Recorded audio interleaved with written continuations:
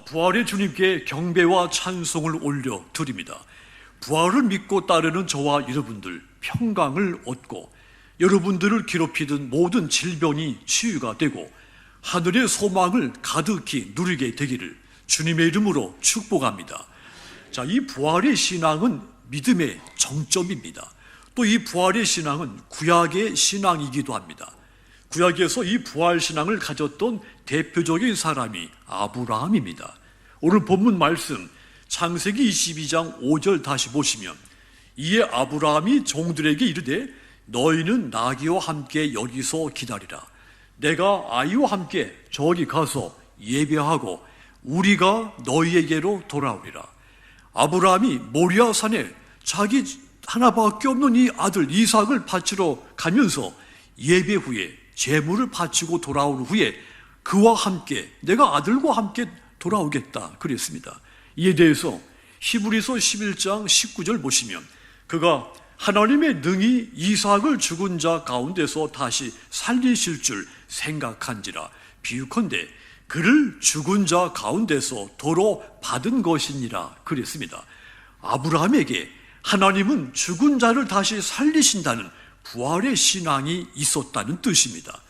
부활절 새벽에 뜬 눈으로 밤을 새운 이 여성들이 예수님의 몸에 바를 향품을 가지고 무덤으로 달려갔습니다. 그런데 그곳에서 여인들이 만난 것은 예수님의 시신이 아니었습니다. 찬란한 옷을 입은 두 천사를 만나게 됐습니다. 여인들이 무서워하여 엎드리자 이 천사들이 여인들에게 어째서 살아있는 사람을 죽은 자 가운데서 찾느냐 그러면서 이 말씀을 주었습니다. 누가복음 24장 6절 보시면, 여기 계시지 않고 살아나셨느니라. 갈릴리에 계실 때 너희에게 어떻게 말씀하셨는지를 기억하라 그랬습니다. 여인들이 이 천사의 말을 듣고 생각해 봤습니다.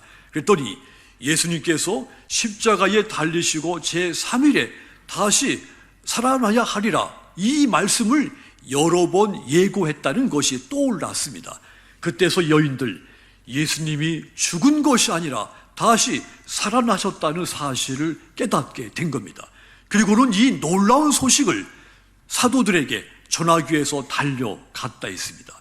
요한복음에서는 특히 막달라 마리아가 부활하신 예수님을 직접 만났을 때 내가 곧 너희 하나님께로 올라간다, 이 말씀을 직접 들었다고 했습니다. 막달라 마리아, 이 말씀을 제자들에게 전하는 부활의 증인이 됩니다. 그렇다면 여러분, 부활의 예수님께서 제자들에게 주신 선물은 무엇일까요? 그리고 그분은 오늘 저와 여러분들에게 무슨 선물을 주십니까? 부활하신 예수님을 제자들에게 가장 먼저 평강의 선물을 주셨습니다. 여호수아 리프맨의 마음의 평안이라는 책에 이런 이야기가 있습니다. 젊은 사람이 어느 노인을 찾아가서 노인에게 물었습니다. 찾아가니까 요 노인이 젊은이에게 물었습니다. 그대가 원하는 것이 무엇인가? 젊은이가 대답했습니다. 첫째, 건강입니다. 둘째, 재물입니다. 셋째, 외모입니다. 넷째, 재능입니다. 다섯째, 권력입니다. 여섯째, 명예입니다.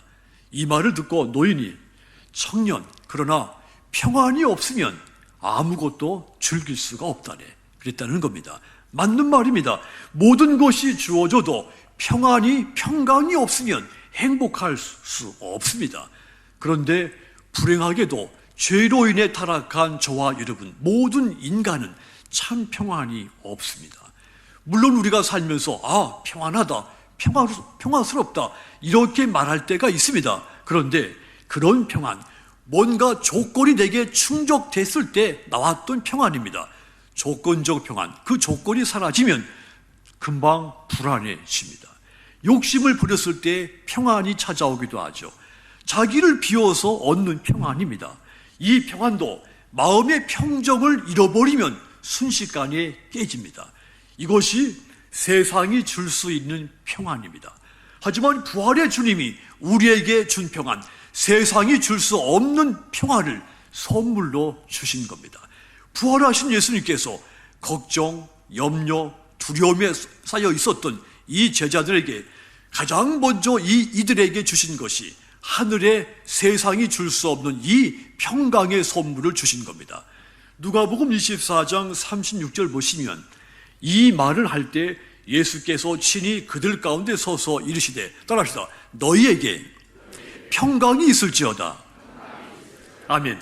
이 평안은 누구도 내게서 뺏지 못하며 어떤 조건에서도 깨지지 않는 평안입니다.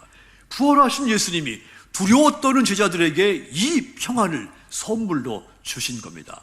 이렇게 부활의 예수님을 만나고 그분이 주시는 평안을 얻은 제자들, 그 이후 어떤 상황을 만나도 두려워하거나 떨거나 겁을 내지 않았습니다. 사랑하는 여러분, 여러분은 지금 부활의 주님이 주신 평안의 선물을 누리고 계십니까? 부활의 주님은 오늘 저와 여러분에게도 똑같이 너희에게 평강이 있을지어다 말씀하십니다.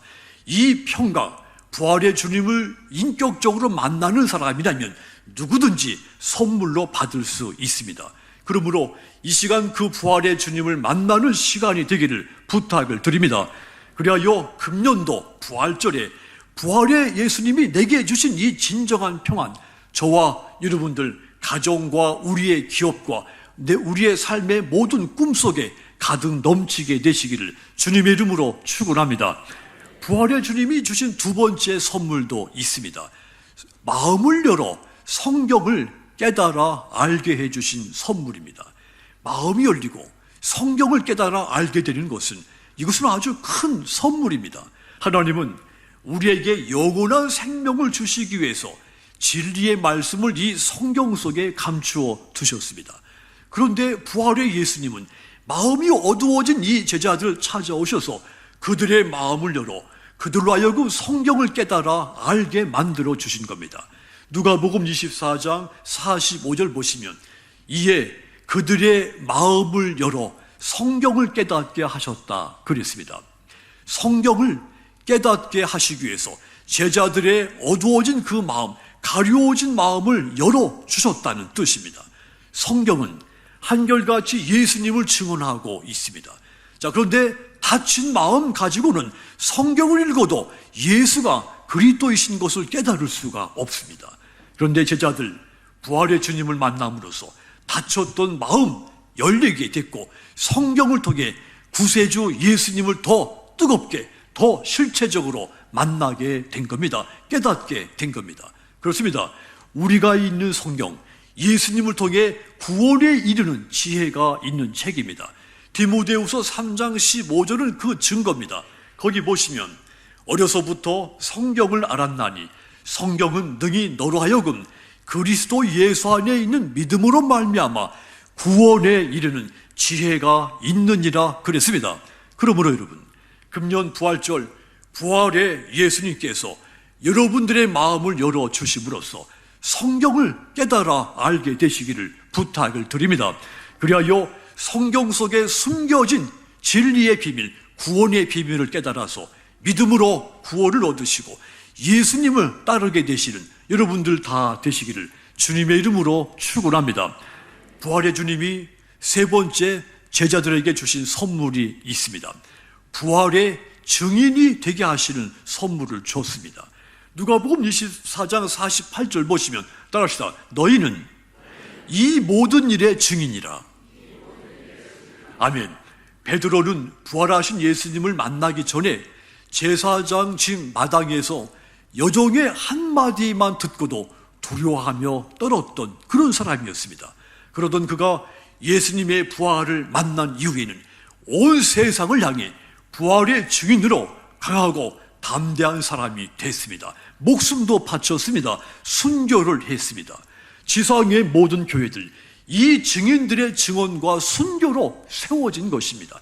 부활의 주님은 우리에게도 똑같이 부활의 증인이 되게 하셨습니다. 이 선물을 저와 여러분에게도 주신 것입니다.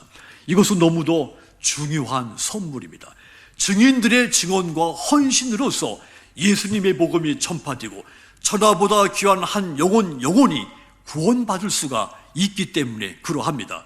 그러므로 여러분, 금년 부활절 부활의 예수님이 여러분들에게 주신 선물, 증인의 사명을 잘 감당하셔서 여러분들 때문에, 여러분들을 말미암아서 한 영혼이라도 구원받게 되는 놀라운 일이 일어나게 되기를 주님의 이름으로 축원합니다. 사랑하는 성도여러분, 부활의 신앙은 신앙의 정점이라고 말씀드렸습니다.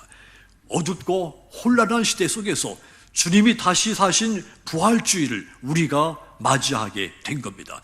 지금 이 시대야말로 부활의 신앙이 절실하게 필요한 시대인 겁니다.